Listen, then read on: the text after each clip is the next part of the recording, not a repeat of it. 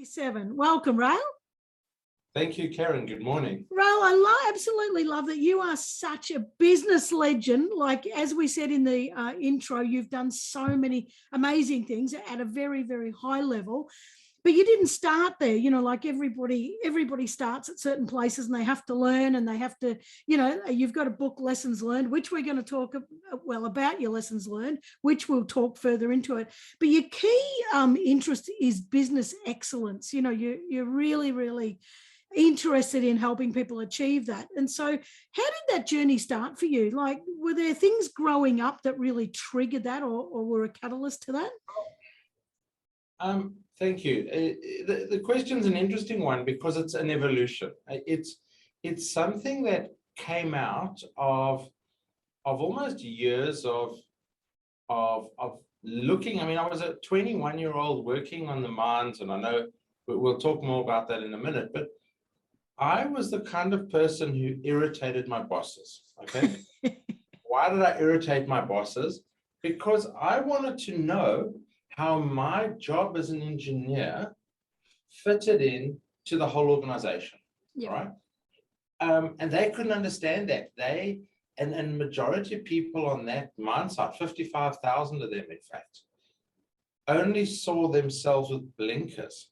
They only saw doing their job as a part of what they got paid to do, and then they went home. Whereas I wanted to know, how did what I do mesh with everything else? And so that's probably the start of going, well, we need to understand organizations have all these little working pieces that need to get together. And then I was interviewing companies, and it really came together a couple of years ago into the words. I was interviewing companies about culture, and I've interviewed 89 companies around the world so far. It'll be the topic of my third book on culture. And one of the companies used the word excellence as one of their core values. And that's not uncommon. A lot of companies would do that. But when I asked the people and culture leader, he wasn't a human resources person, it was people and culture, to define excellence for me, he said, well, we say that you can never be perfect. And so therefore, being excellent is just being the best version of yourself every day. So in my work now, when I talk about business excellence, I take that a step further and I say that whatever your business was yesterday, being excellent means being a slightly better version of that and showing up as yourself, as the leader every day, showing up as the best version of yourself. And so that's the whole, so it's evolved over 25 years to the last 5 where I've kind of nailed it and I've said, this is what it means. And there are a whole lot of components to it. Yeah, well, I love that. And I love that. It's funny how it's, you're talking about that many years ago, probably 30 years ago, you were questioning, or where do I fit into a business? And it's only sort of really coming to the surface again now, we're really becoming part of businesses now where people, and particularly with Gen Y, they want to know, how do I fit into this business? Am I aligned with the values? What is my job meaningful? And is it a part of the whole thing? And I really love that you're talking about that. And I love the bit about leadership too. I work with leadership groups and the same, and so do you. And one of the key things that I work with is, how do you position yourself as a leader? And a lot of people wait for promotions, and they wait for positions to become available.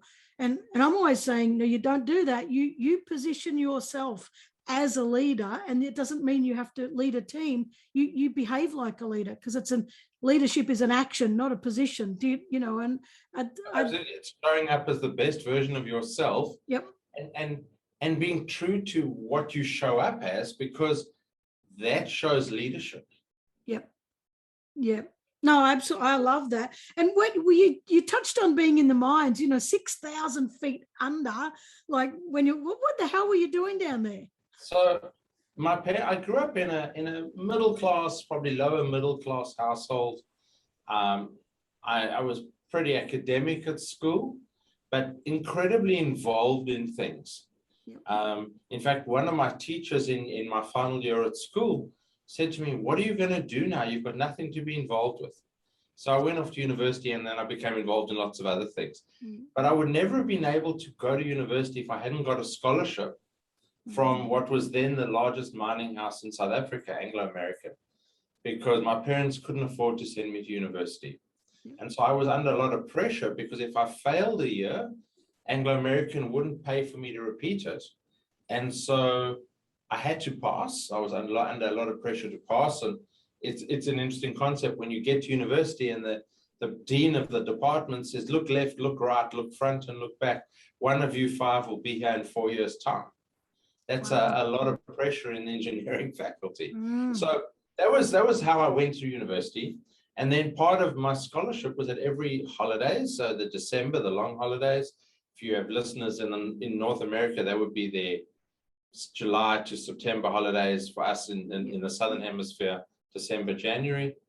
I would have to work on the mines. And so I got some experience during my university years. And then after graduation, I had to work there for 2 years, a minimum of 2 years. They kind of expected people to stay for 20, but I stayed for my 2 years to see out my time. And so, yeah, we were deep level gold mining in South Africa. So unlike Australian gold mines that go down to 1,000 foot, maybe 300 meters, South African gold mining is deep level mining. So 6,000 foot was about where 6,300, actually 63 level was where I spent most of my time on the shaft for about a year. It's hot. It's 38 degrees C underground. You can see who was drinking rum the night before because their overall is stained as they sweat out the rum. Yeah. You know, it was a very interesting experience. I've probably got much more claustrophobic over the years. I wasn't at the time, but I've probably got much more claustrophobic. But again, you know, the fact that the majority population in South Africa, the Black population in South Africa, coined a name for me. Now I'm 5'6". They coined a name for me in vernacular called Makosi. And Makosi, I always understood to be little boss. And I thought it was just because I was short. And so it was interesting. One of the tribal leaders explained to me, no, the term Makosi was actually a term of endearment because I showed leadership, even at that tender age of 21, by engaging with the Black staff that the majority of the Afrikaans-based team that I worked with wouldn't engage. They almost didn't see the Black staff as people. A little bit, you know, 100 years ago, 200 years ago in Australian culture, not significantly different, but the same thing. And I was given this name Makosi, which meant little boss or little leader, because it was this term of endearment. So that was a lot of fun. And that was where I started learning about managing people and learning about how to integrate different cultures into my own. And it was probably where you started thinking, you started recognizing your strengths, and started thinking, I could actually, have my own companies and all that kind of stuff instead of working for someone else. How did you get out of the mine and into education? Because you had 4,000 students in your... Okay, so one of the things, one of the things I firmly believe, and it's on the back of my book, is that business is not complicated. Business is simple. And then the byline is just dive in, which is the name of the book, and adjust your course while you're moving. Dive in, adjust your course while you're moving. So my partner and I, we've been friends at that stage for 10 or 12 years. He had done his MBA while I was working on the mines. I left the mines and went to business school to do my MBA. And we can get into a whole debate about the value of an MBA. But that's a separate discussion completely. Came around 1990. So I've got to put 1990 into context for you, for listeners. On the 11th of February 1990, Nelson Mandela was released from jail. 11th of February 1990, I got married. So we have that's how I remember that date so well. However, with Nelson Mandela's release, there became this need, this want, this reach out for education. We didn't understand it. We were white privileged living in the northern suburbs. But we started out, we decided we did our MBAs, 26-year-olds, we thought we'd teach the world how to run their businesses. Terrible idea, because we'd never run a business, and we thought we could do that. So we started a management consultancy at the age of 26. It didn't really work out. We won one small contract. And then through a series of coincidences, somebody said to us, why don't you guys teach a course in marketing? We went, okay, we MBA grads, we know a little bit about marketing. We'll teach a course in marketing. And so we started running some adverts, got 20 students the first time we started running it. But then we hit on a formula. We worked out how to attract the majority population, the Black population of South Africa, with an offering that helped them bridge the gap between poor schooling and not being able to get further education. Yep.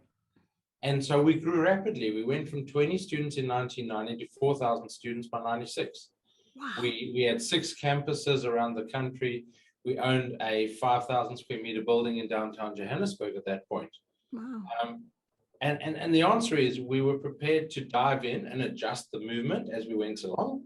And we were lucky, we were in the right place at the right time. Politically, there was this upsurge in need for education. So yeah, that's how I shifted it. I had got a job after my MBA. I'd worked for another company for about 18 months. 6 months after marriage, I turned around to my wife and said, hey, darling, you're earning $300 a month as a teacher.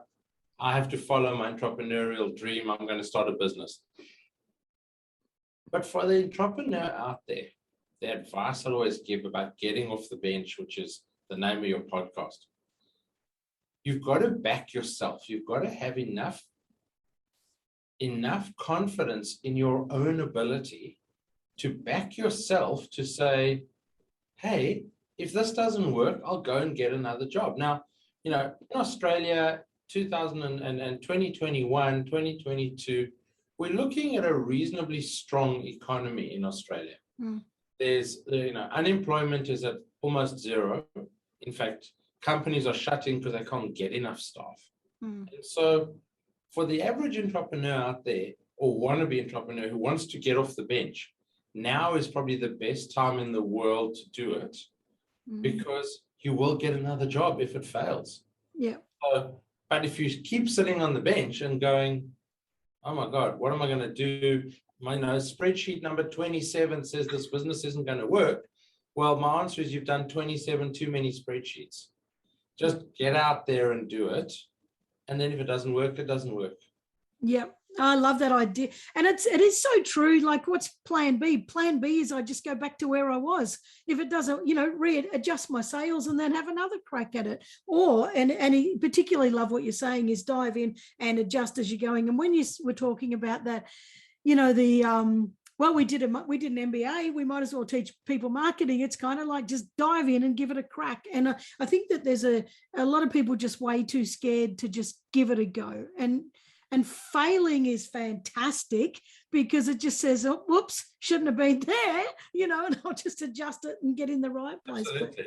Yeah. Yeah, I love it. So, you've had some amazing business results, as I said earlier, and as I said in the intro, and you were also keen to get yourself quite fit. And I guess we all do it. I do it. Sit on my bum too long, sitting on the bench for too long, all day, running a business, doing my thing, and we do forget to look after ourselves. But you were running for a triathlon and doing triathlons fantastically. Then you said, I'm going to do a marathon in 2013, and you had a scare with neck pain. Tell us about that. So, I've always been a relatively fit guy. I played at state level hockey in my 20s. Wow. And then damaged both kneecaps, had both legs operated on. And then everything I did from there till 2014 was individual based. So running, going to gym, doing stuff like that, playing golf. I know that, but everything's individual. And so I did these triathlons because I said before I turn 50, I want to do triathlons and do a marathon. And I started running, and after about 12 Ks, which was longer than my triathlon distance, I never really ran that distance, I started getting neck pain. And I'd stop and stretch and go, yeah, that's gone away, and carry on running. And my mother-in-law, bless her, said to me that you're not looking good, you're looking gray. She said, I'm not talking about your hair, I'm talking about your face. Your face is looking gray. And my father-in-law had lots of cardiac issues in the past. Went to my doctor, he said, you've got a friend who's a partner in a radiology lab, go and have a CT scan of your heart. I'm going to send you off for a stress test, and let's see what happens. And I was in Singapore. I went away with a couple of friends, four couples went away to Singapore on holiday. Got a call from my doctor, and the first thing he said to me was, don't panic, which is the wrong thing to say to anyone. All right. He said, don't panic. I said, what does that mean? He said, go to the pharmacy, go and buy some aspirin. Don't go for any long runs or, do any vigorous exercise. And by the way, you're seeing a cardiologist on Tuesday. Wow. So a bit of a wake-up call. As it so happened, the radiologist, who was a friend of mine, was with us in Singapore. So he called his partner in Perth and said, can you tell me what it says on the scans? Came back to me and explained that I had two blockages, one at 95% and one at 75%. Wow. So if I had carried on training, I would probably have had a heart attack. But you've got to thank your lucky stars when you miss a bullet. You dodge the bullet. And so it did make me focus on getting my book out, which I did. It took me till 2018 to publish the book. But it got me to focus on doing what I do best, which is being out there and helping businesses to grow, to develop rich and robust cultures, and to create excellence in their organizations. Wow. And I always talk about that. Why, don't wait for adversity to happen. Get in and get in, because what happens is a lot of people have adverse situations, and I don't mean yours was a scare. You were lucky, really lucky, but some people actually do have a heart attack before they realize the value, the value of what they're bringing to the world. And wow, I would have been scared. If a doctor said to me, don't panic, I would have been, oh my God. I wouldn't have moved. I would have been in Singapore sitting still. Well, you know what? I had a doctor with me on the trip. And so I just, I watched my heart. I always worn a watch that measures my heart rate. So I just measured my heart rate and watched it and didn't go any long runs. And, instead of walking down to Orchard Road in Singapore, we caught a cab, that kind of thing, so a couple of weeks later, had 2 stents put in, and 7 years later, or 8 years later, I show no signs of cardiac ischemia at all, which is fantastic. Wow. So what caused the blockages? Do they know? Was it Genetics? Just genetics. Yeah. So that, we all ignore our family history, but the truth of it is I come from Eastern European stock. 3 of my 4 grandparents, as far as I know, had cardiac issues. Both my parents have cardiac issues. My mother's still alive. My father passed away. It was there. It was waiting for me. I just kept ignoring it. Yeah.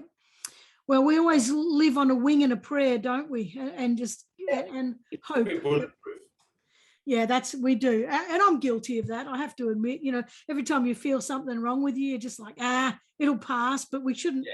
We shouldn't do that. You've probably given me a bit of a kick in the bum too to get a couple of things checked. So thank you. But now we talked about business excellence, but you also I think you've got a diagram, and I'm trying to think excellence is at the bottom, culture's next. And so you talk about culture being, tell us about the importance of culture.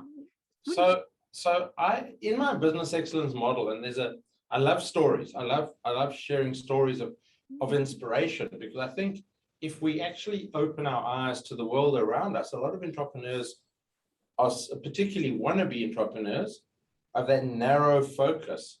They don't realize that you have to just watch the world. So a few years ago, I can't remember now how many years ago, but in the last 7 years, I was sitting at a coffee shop on my laptop, and I had one of those screens that you flip over and you can write on. sitting there on my laptop and I'm drawing models. Now, my engineering brain kicked in. I'm drawing a house, trying to piece together all the different things that I talk to people about. All the different workshops and keynotes and online courses and everything that I run. And I was drawing this house and various models, trying to make a comprehensive way of explaining things to people. Yeah. And I looked over 3 tables away, was a little kid, wouldn't have been more than 5, building a house with blocks. Yeah. And I stopped and I watched this kid with these wooden blocks. And this kid instinctively knew that they had to put in a foundation, walls, and a roof. And I went, there's the model. Yeah. If we look at that house as something called business excellence, what are the core critical foundations for excellence? And they are culture and ethics. Yep. Okay, I'll give you the whole list and I'll come back to it, right? Yep. A wall, so once you've created a strong foundation, you can put in the walls. The walls are things like diversity and diversity inclusion. Well, and unfortunately, a lot of companies preach diversity, but don't preach inclusion, which is a whole completely different conversation for another day. But then you need things like your finance, and that's not only the finance of the organization, but that's about financial education for your staff, that they're not stressed at work because they know what's going on with their finances. Yep. Right, and it's all those things, and then there's always a block, a part of that wall that I leave blank, because I don't know everything about everyone's business. Yeah. So everyone's business has that unique block that makes up their business. Yep. And those are the walls. That gives it the structure, that protects it from some of the elements. And then we put the roof on, and the roof is pointed. The roof is pointed because it points upwards to the sky for unlimited potential. That's the business excellence framework in which I work. And each one of those, so not every company needs to work on each one of those components. Some might say we've got a terrible culture, or sometimes we've got a good culture, but we don't really like where the ethical line in the sand is drawn. We need to move that line. Yep. Some might say, great, we need financial systems, or we need to work on our diversity and inclusion and all the HR type initiatives in the business. So each one of those is a separate initiative that makes up business excellence. Yeah. I love it. I love it. When if you're talking about solo, you're talking about entrepreneurs and some being very, focused and narrow-minded, and well, not narrow-minded, but focused, single focused. If you're a solopreneur, so, before you've even got staff, before you're just starting out on your own, how do you check in with your own culture? How do you create a culture just for yourself? Well, the ethics part of that is actually more critical than the culture at that point. Yeah. Because the ethics, normally in a larger company, the culture defines the ethics. Yeah. But when you're starting out, it's your ethics, what you will and won't do. Yeah. That defines how you build your own culture.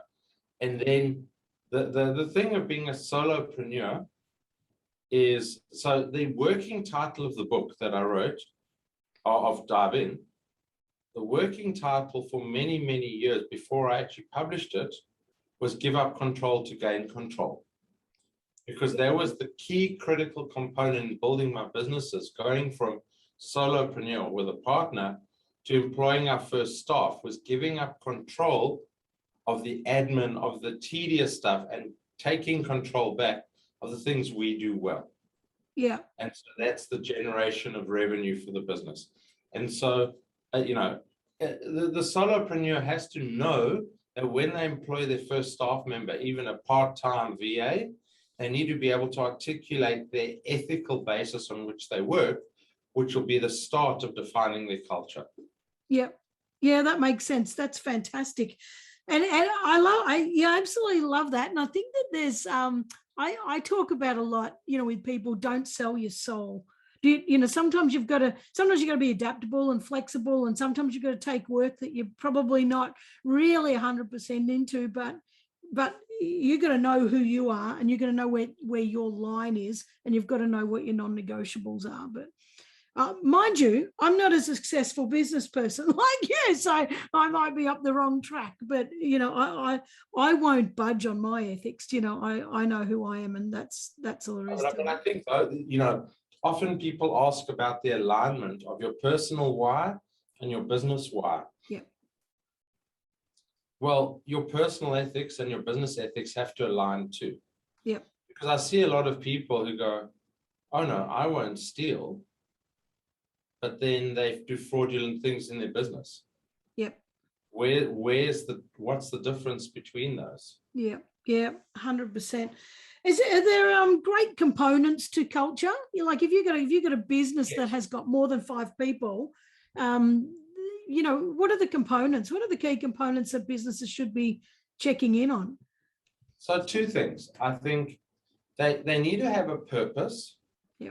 And Simon Sinek made famous the start with why kind of stuff. But it is part of that. But the purpose is something generally greater than themselves, greater than it doesn't have to be a charitable purpose. So I interviewed companies around the world, and there were some amazing statements of purpose. One was a pharmaceutical company developing drugs for diseases where there's less than 10,000 people in the world with that disease. Wow. A very niche market, right? Yeah. But their purpose statement was helping people that we can help. Simple as that. So every person from an admin to accounts to HR in that organization understood helping people that we can help. We're not trying to help the whole world. Yeah. Very simple, but it didn't say what they did. It wasn't the classic, boilerplate mission statement that goes on the wall. We are going to be the best, open brackets, fill in the words, close brackets, using the best people, technology, blah, blah, blah, whatever, in the so-and-so industry. It's not that. It's something greater than that everybody, a company I worked with in South Africa has 3 words as their purpose: practical genius delivered. Okay? Practical genius delivered. And so I said, that's fantastic. I said to the CEO, who actually did engineering with me all those years ago, and I said to him, that's fantastic. So every one of your team sees themselves as part of this genius methodology. And he said, that's a great explanation, but it's not what I meant. I said, well, explain it. He said, what we see out there is too many companies developing impractical solutions that they can't deliver, okay? Whereas we wanted to have clever, so the genius, so practical solutions, practical genius delivered. We want to deliver clever solutions on time that are pragmatic and practical. Very simple. But every person in the organization, that there was a famous story, 1962, when Jack Kennedy visited NASA, and he saw a cleaner vigorously sweeping in the corner. And he said to the cleaner, what are you doing? And he said, I'm helping get a man on the moon. Now, we're not going to get into the concept of using the word man, but that was the statement as it was stated at the time. And so that epitomizes that statement of purpose. Every single person at NASA was working to get a man on the moon, even the person sweeping the corridor. Yeah. Okay. Yeah. The purpose is the one, and values come back to the ethics. So purpose is how the business interacts with the world around it. Values is really how the people internally interact with each other and the world. Yeah. And so companies with a strong set of values, and I'm not talking about, again, something that's 12 sentences long stuck on the wall. Yep. The best value sets are 5 or 6 words. That's it. But each word has a very deep meaning to it. Yeah. That every employee embodies. Those are the 2 critical components that I believe create a culture and sustain a culture. Yeah. No, I love it. Well, where are most entrepreneurs going wrong? Because what are the stats? It's something like every business you know, that starts up 50% fail in the first 5 years or something like that. I can't remember. So I believe that over the last few years, that we've swung this pendulum. So if you go back 15 years, 20 years, you didn't really know a lot. You started a business, your research was localized. You know, nobody went out and said, I'm going to conquer the world. I'm just going to conquer my local town. Okay. And so you went out and you did the research. You wanted to start a pie shop. You went into Gippsland, where you are in Queensland. You looked at the local pie shops and said, I can do better than them. I'm going to start my new pie shop because they sell 20,000 pies a year or whatever the number is, right? That's the extent of our research. Then suddenly this thing called Google came along. And a lot of people see Google as a synonym for research. Yeah. And so the pendulum started swinging from imperfect information to a point, and I don't know when that was, where we almost had perfect information on which to make decisions. But we've now swung the other direction. We've got information overload. Yep. Okay. And so I think that's part of the problem now, is that people don't know how to get to the truth. I mean, we can see it now with the vaxxer, anti-vaxxer debates. All right. Yep. Because there are so many theories out there. There are so many whatever that go on, and they're all based around, oh, I did some research on Google, that for both directions. I'm not even talking about being anti-vaxxer or pro-vax, whatever. I'm just saying that's a fascinating debate to watch, because there is too much information out there for anybody to actually, I believe, make truly the right decision. They have to rely on their ethics and their morals, whatever, and that's my decision I'm making, because you can never know every fact.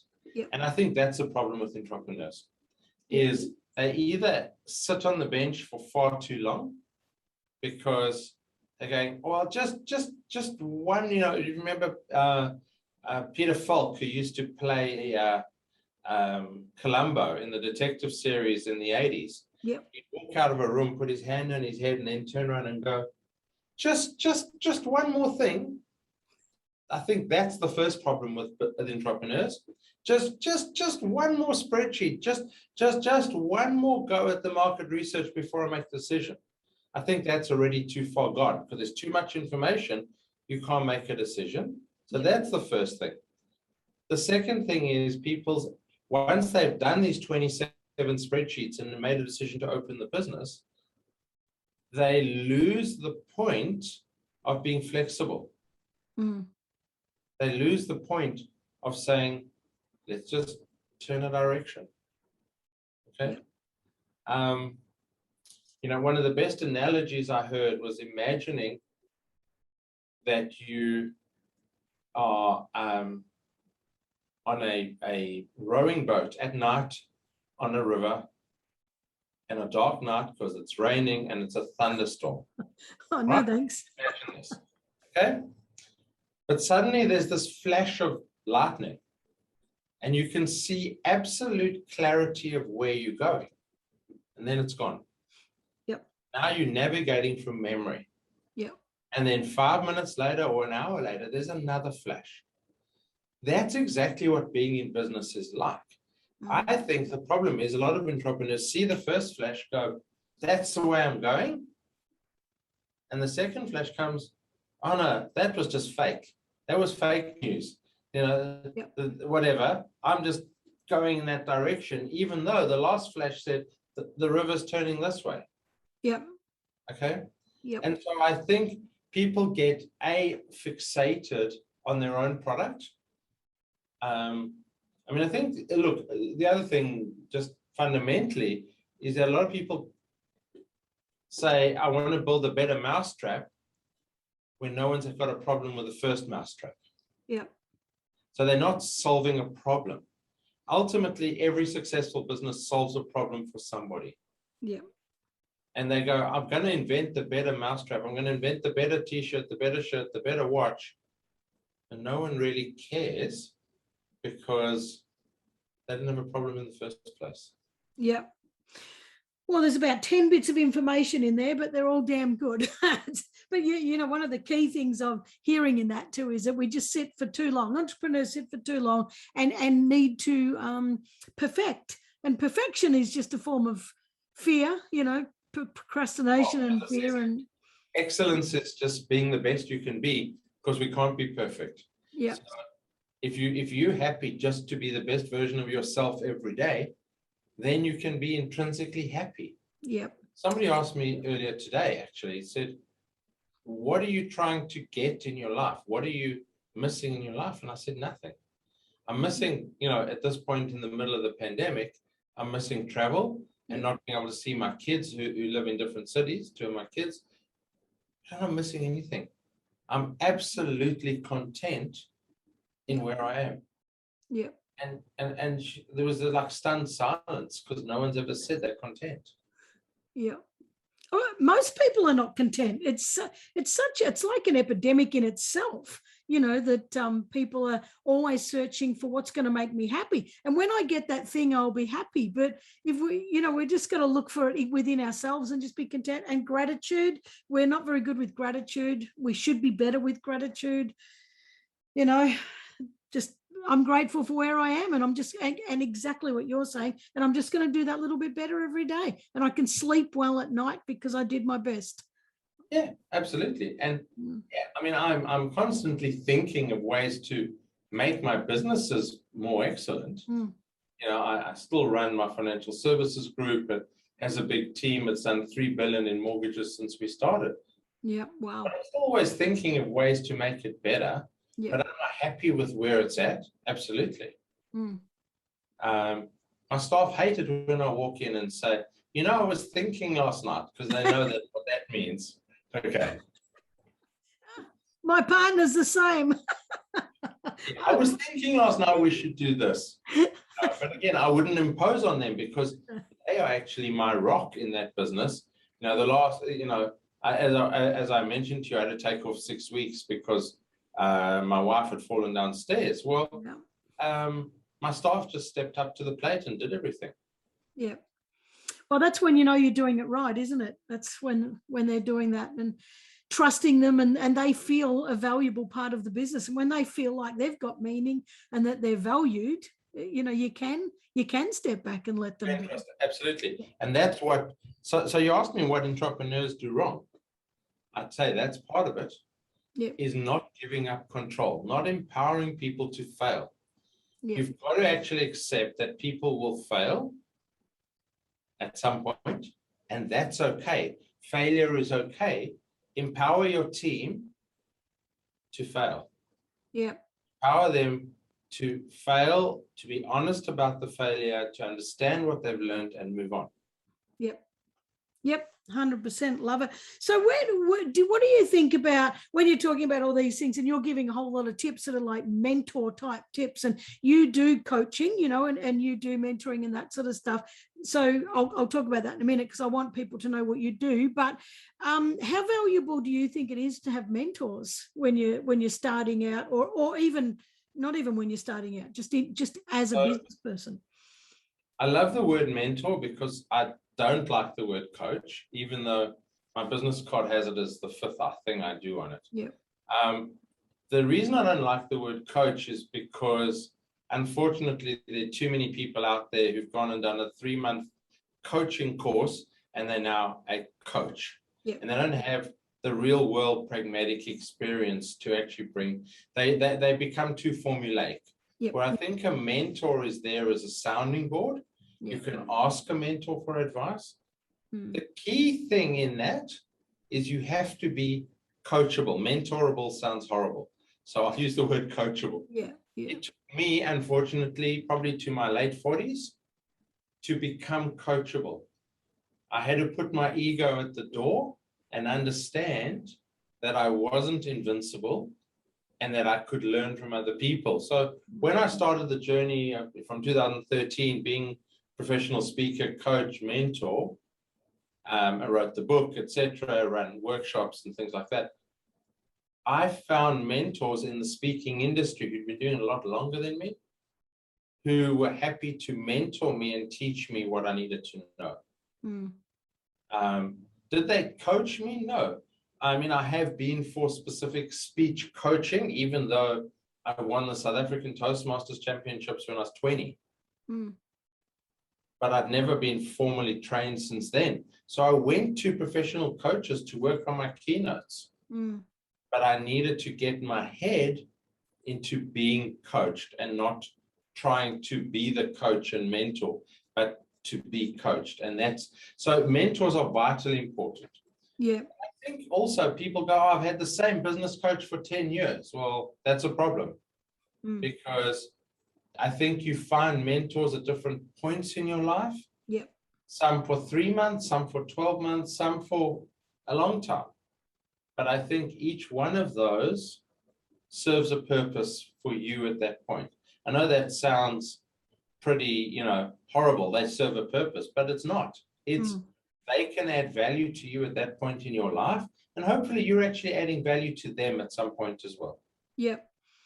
No, I agree with you. I think that I've heard that too. My business coach, and they've said they've had them for a long time. Like I do mentoring for, startup groups and that, but it's, if I don't know the answer, and I don't know a lot of business stuff, like my mentoring is about getting off the bench. It's about the confidence and what's blocking you, and what's going on in here, stopping you from taking that step. But, I think that I agree with you 100%. Mentoring is more about intuitive.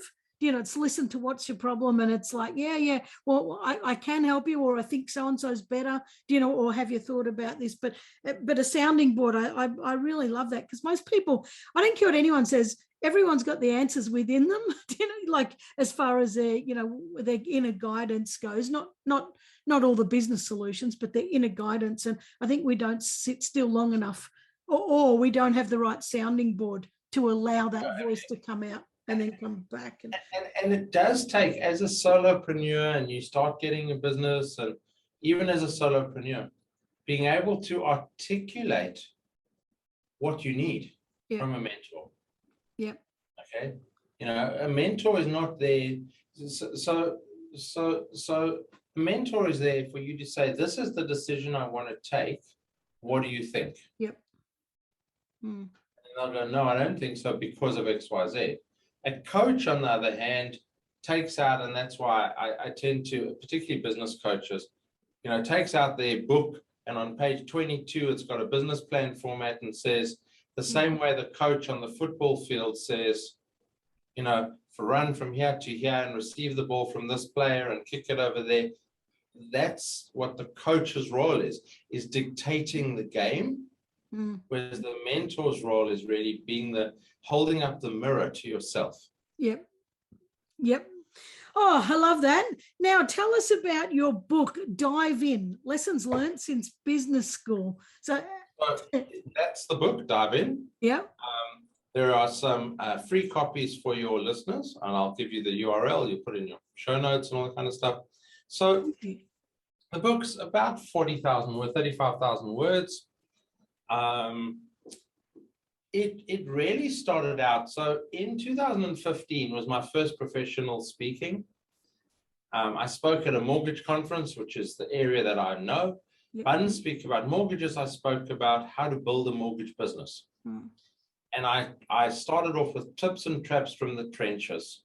I love alliteration, whatever. Tips and traps from the trenches. And that was how the book started out. And I spoke at this conference, and it went down really well. And I was asked to repeat the talk. They rescheduled it because not everyone could hear it. Did it a second time, and I went, that needs to be a book. And I got on the plane to fly back to Perth, and I started typing on my iPad, which is really hard. Yes, it is. But I got back to Perth. I typed 2,000 words by that stage. And every morning I got up and I wrote another few hundred words every day. And then imposter syndrome kicked in. Yep. I wrote this book, it was about 30,000 words at the time. And then I went, no one wants to hear the story. I'm just going to put it away. And about a year and a half later, I was doing some work in South Africa, and I had dinner with my cousin, whose wife had just left a job of 25 years at a large chain of bookstores, and had started her own publishing business that I didn't know about. Yeah. And I said, okay, I'm going to send you this manuscript. It's raw, unedited. Do your worst. She came back to me about a week later and said, it's good. Just write another 10,000 words so that when we edit, we can cut out another 5 and take you to about 35,000 words. And it's publishable. And so we started that process of writing another couple chapters. And for me, you know, it's available on Amazon and on all good sites, and you can download the Kindle version. But for me, it's really about sharing that story. Yeah. And, you know, for your listeners who go to raelbricker.com/free book, it's not on the menu, so you actually have to know the URL. They can download a free PDF copy of the book. Fantastic. I love what you're saying. It's when I did get off the bench, I was, because I've established quite a few projects, you know, and a not-for-profit in Africa and all sorts of stuff. You know, I was speaking at conferences, and one of the guys said to me, "Can you do a workshop?" And I'm like, "Yeah, what on?" You know, helping people to kickstart their projects. And I'm like, "Oh, I don't know why you're asking me." Anyway, yeah, that was the imposter, you know. But then I did the workshop, and as I was running it, I said to people, "Ah, oh, God, you need to know about that. Oh, we haven't got time. I need to tell you about that." And so then I said, "Give us your email and I'll send you out a PDF afterwards." And I came the next day, I sat down to write up this PDF, which I thought might be 3 or 4 pages, you know. And no, I'm not sitting. It just went, oh, and this, and oh, and this, and within 4 weeks, you know, I had to get off the bench because it was just it just flowed out.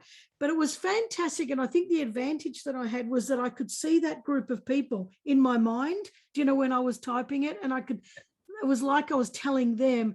And I didn't have time for imposter syndrome because it was kind of like they were expecting a PDF 3 weeks ago, and I better deliver that bloody thing quick, smart. So, so I think I was lucky. And my second book, which is just an ebook on culture, literally, we were in lockdown in Perth for 5 days, and I started off with some blog articles that I'd written. And I just started writing and writing for 5 days and ended up with a 48-page ebook. Yeah, fantastic. And that's a perfect example of getting off the bench. You know, when people will overthink and overthink and overthink, and we've all got an ebook in us on something. You know, we've all got information that we're expert at, or that we've been doing for a long time, or that we've got something valuable that somebody else needs to read or hear. Do you know? And we keep shutting it down because it's like, nah, who wants to listen to that? You know, like you said about your book, who wants to listen to that? No one wants to read that, but people do. And you've only got to say one thing. You've only say one thing that will change somebody's life. And I think that's why we should all be sharing, but not giving people information overload, because I'm 100% with you. So we're coming to an end, but I really want to know this. What does success mean to you? Success means freedom. Yeah. But it's not the freedom like people say, oh, who do you like admire to be or want to be? No, you want to be yourself. You want to be the best version of yourself. But being an entrepreneur for 30 years gave me freedom.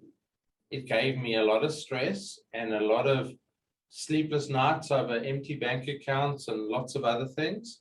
But it also gave me freedom. It gave me freedom to attend my kids' school for every time they sang in a concert. Yep.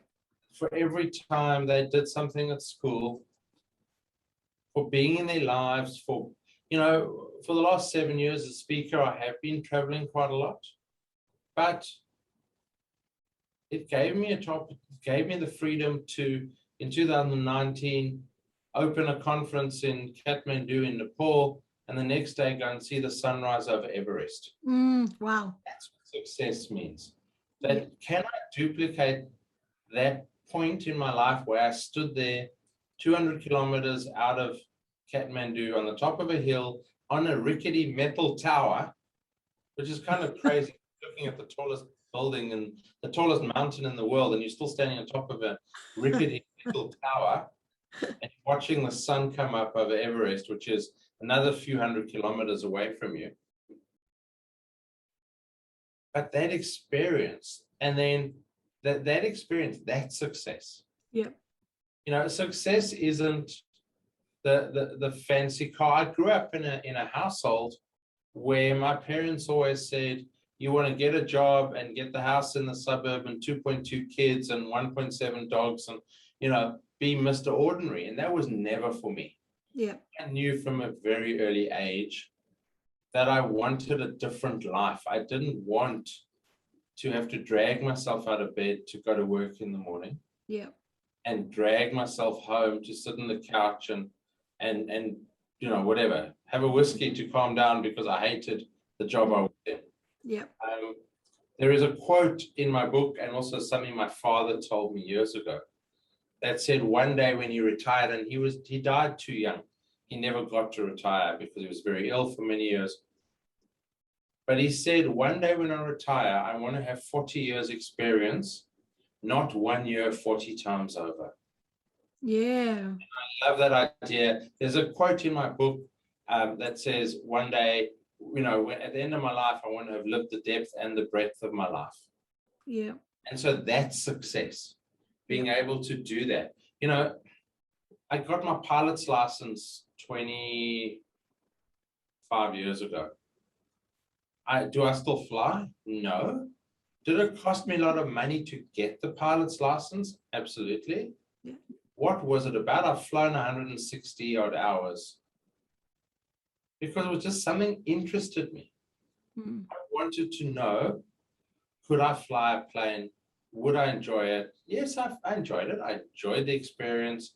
I enjoy the fact that I now understand how planes work. Mm. I understand that I could fly everything from a four-seater to a Boeing because the principles are the same. Yeah. The controls look exactly the same. They're just more of them. Yeah. But for me, it was just about success. I was at a time in my life where I could do that. Yeah. It had nothing to do with, you know, burning desire or passion. It just had to do with learning new things, different experiences. So I guess success for me is having different experiences every day. I have the attention span of a goldfish normally. And so for me, it's about every day must be different. Every day must be a different experience. Yeah. Yeah, I absolutely love that. That's why I do what I do too. It's flexibility and freedom, and it's, you know, it's exactly. I talked to you before we started.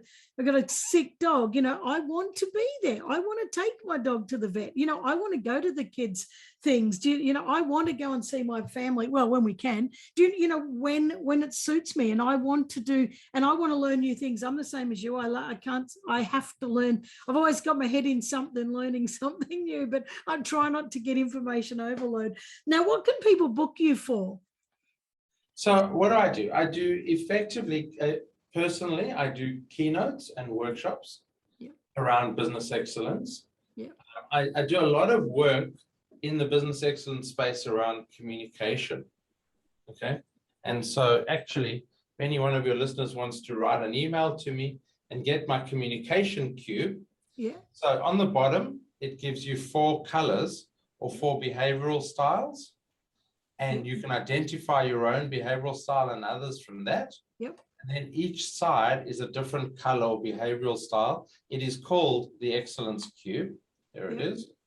And basically, if you identify yourself as, say, a yellow, all right, a yellow, which is an influencer, but you're talking to somebody who is a blue, who is, you know, a conscientious person, this tells you on the side, this is how you communicate with them, how you motivate them, how you deal with them under stress, etc. And this is just a little, so I use that a lot in the work I do.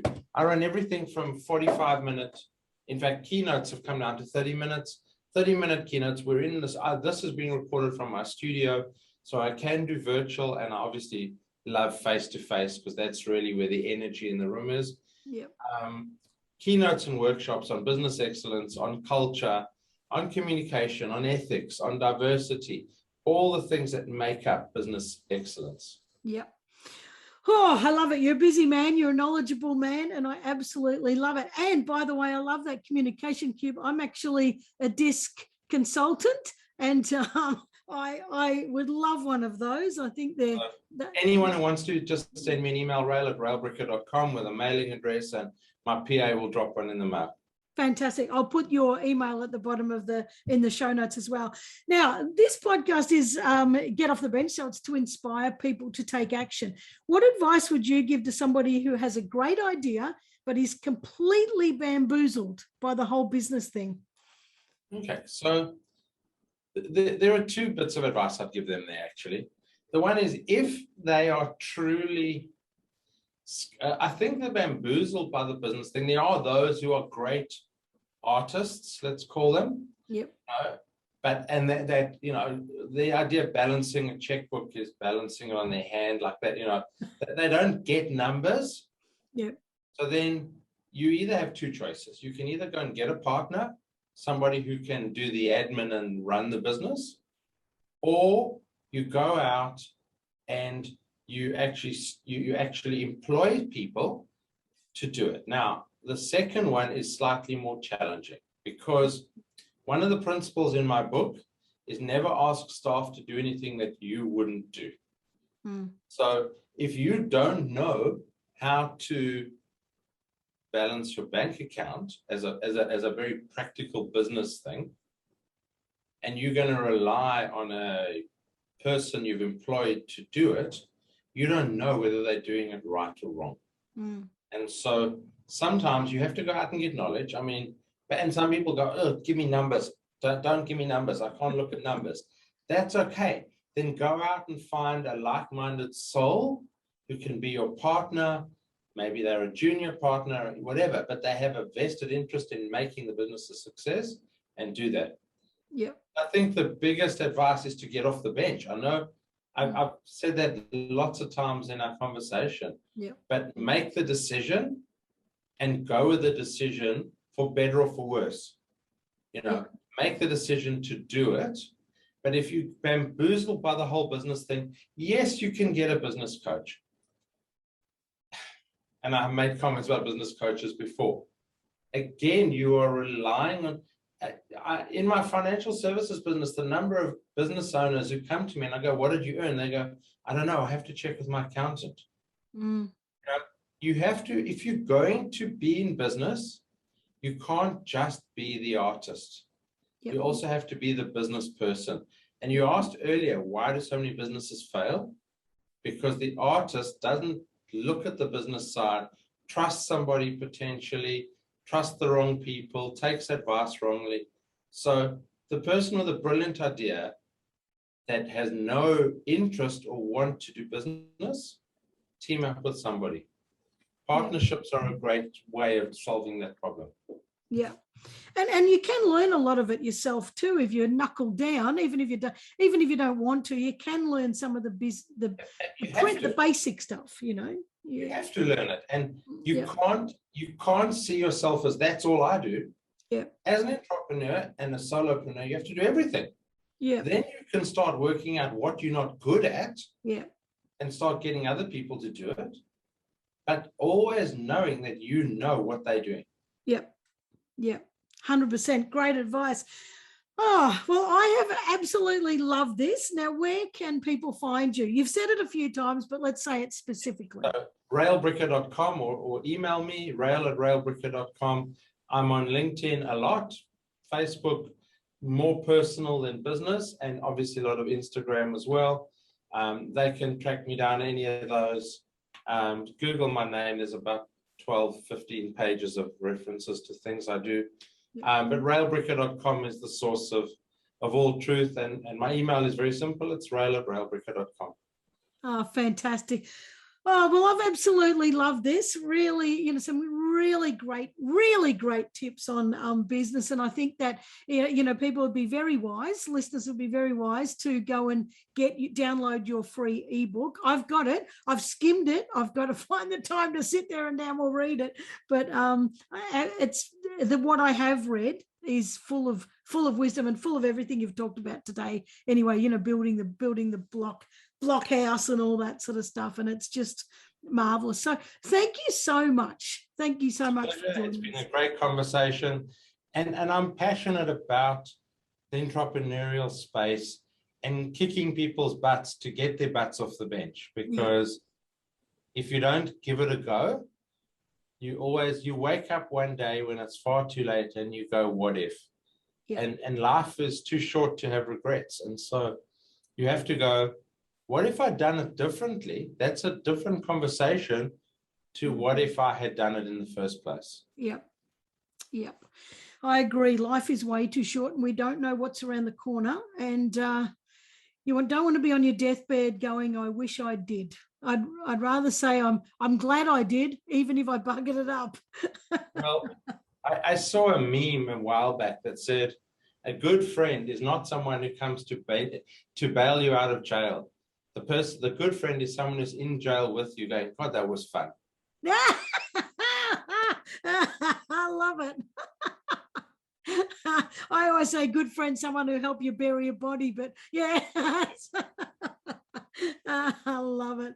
Well, this has been fantastic. I'm sure people have got so much out of it, and you've been very generous with your time, and really appreciate it. Really appreciate it. Thanks, Karen. It's been great, and it's been a great conversation, and we've touched on lots of different things. And as I said, I love the idea of kicking people's butts off the bench, because if you don't get off the bench, you never get into the game. Yep, 100%. 100%. Well, thank you so very much, and catch up with you soon. And thank you. Thank you very much. Okay, see ya.